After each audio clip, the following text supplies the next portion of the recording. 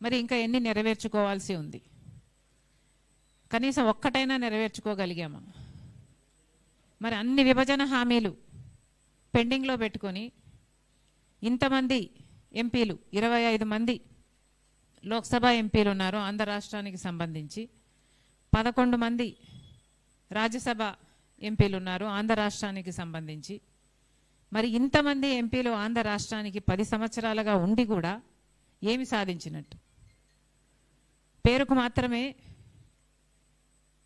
YCP అయినా, జనసేన అయినా, TDP అయినా పేరుకు మాత్రమే వీళ్ళు ఈ పార్టీలకు సంబంధించిన ఎంపీలు, కానీ నిజానికి వాస్తవానికి వీళ్ళందరూ కూడా బీజేపీ ఎంపీలుగానే వ్యవహరిస్తున్నారు. బీజేపీ పార్టీకి ఎక్కడ ఏ బిల్లుకు ఏ మద్దతు ఇవ్వాలన్నా వాళ్ళు ఇంకా అడగక ముందే బీజేపీ పార్టీ వీళ్ళే ముందే మేం సిద్ధం అన్నట్టుగా ప్రతి బిల్లుకు ఆమోదం తెలుపుతున్నారు. అందుకు ప్రతిఫలంగా మన రాష్ట్రానికి సంబంధించి కనీసం విభజన హామీలలో ఏ ఒక్కటైనా మనం ఇప్పటి వరకు అయినా నెరవేర్చుకోగలిగామా? ఎందుకని ఇంతమంది ఎంపీలు ఉండి కూడా ఏ పార్టీకి ఆ పార్టీ వాళ్ళ స్వప్రయోజనాలు చూసుకుంటున్నారు, మోడీ మెప్పు పొందాలని చూస్తున్నారు. ఇన్ ద ప్రాసెస్ ఆంధ్ర రాష్ట్ర ప్రజల ప్రయోజనాలను తాకట్టు పెడుతున్నారు. ఎందుకని? ఆంధ్ర రాష్ట్రానికి సంబంధించి ఇంతమంది ఎంపీలు ఉండి కూడా 10 సంవత్సరాలు అయింది మన రాష్ట్రం ఏర్పడి, 11 సంవత్సరాలు అయింది యాక్చువల్లీ మన రాష్ట్రం ఏర్పడి. మరి మనం ఏం సాధించుకున్నట్టు? చంద్రబాబు గారు ముఖ్యమంత్రిగా ఉన్నా అదే బీజేపీతో పొత్తు పెట్టుకున్నారు. జగన్మోహన్ రెడ్డి గారు ముఖ్యమంత్రిగా ఉన్నా జగన్మోహన్ రెడ్డి గారు అక్రమ పొత్తు పెట్టుకున్నారు.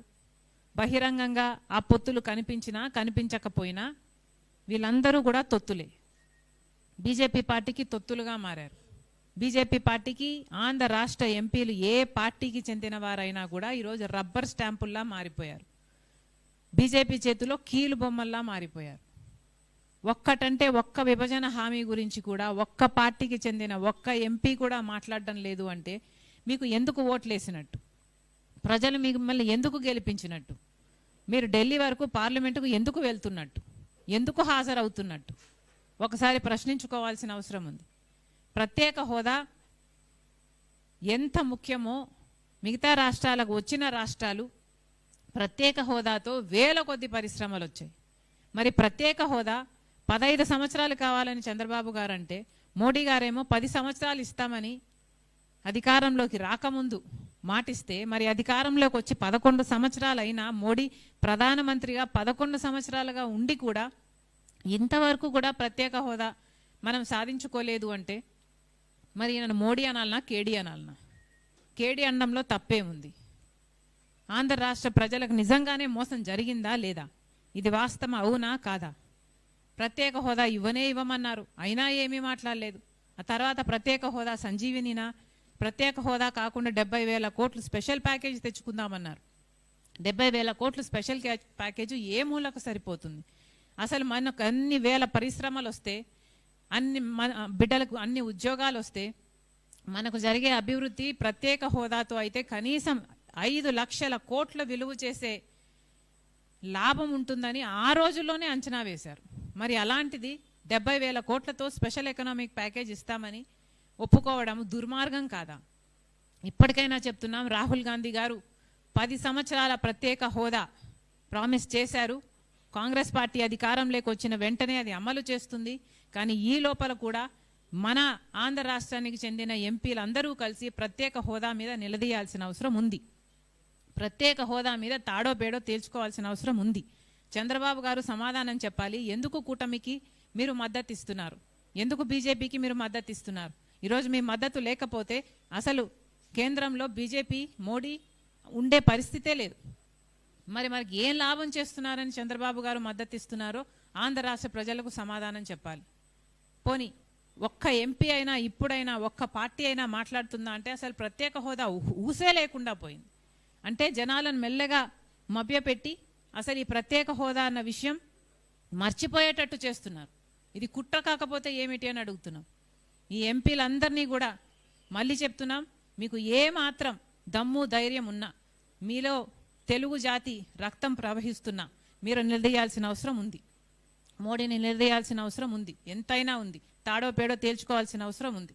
ఒక ప్రత్యేక హోదా గురించి అట్లా అంత అన్యాయం చేస్తున్నా మాట్లాడటం లేదు. ఇక పోలవరం చూస్తే మొన్న పార్లమెంటులో 41 మీటర్లకే కుదిస్తూ కొన్ని నిధులు విడుదల చేస్తున్నామని చెప్తే కనీసం ఒక్క ఎంపీ అయినా, ఒక్క పార్టీకి చెందిన ఒక్క ఎంపీ అయినా మాకు 41 మీటర్లలో కాదు 45 మీటర్లలోనే పోలవరం కావాలి, అలా అయితేనే ఇది గ్రావిటీ బేస్డ్ ప్రాజెక్ట్ అవుతుంది అని ఒక్కరైనా మాట్లాడారా? బీజేపీ కుట్ర పన్నుతుంది 25,000 కోట్ల రూపాయలు R&R ప్యాకేజ్ మిగిలించుకోవడం కోసం. వీళ్ళందరూ కూడా భాగస్వామ్యులయ్యారు.